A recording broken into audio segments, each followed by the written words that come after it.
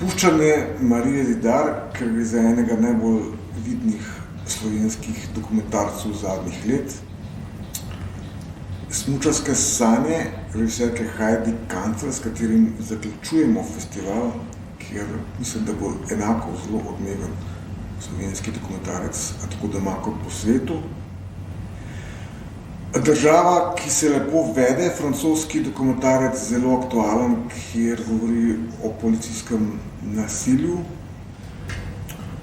Osmi potnik na odru, zelo zabaven britanski dokumentarec o tem, kako britanska amaterska gledališka skupina na oder postavi klasični znanstveno-fantastični film Osmi potnik oziroma Alien. Varne delavcem, to je pa hrvaški dokumentarec, ki pokaže edini uspeli primer, ko so v postsocialistični Evropi neko tovarno prevzeli delavci in jo sedaj vodijo pod lastno komando.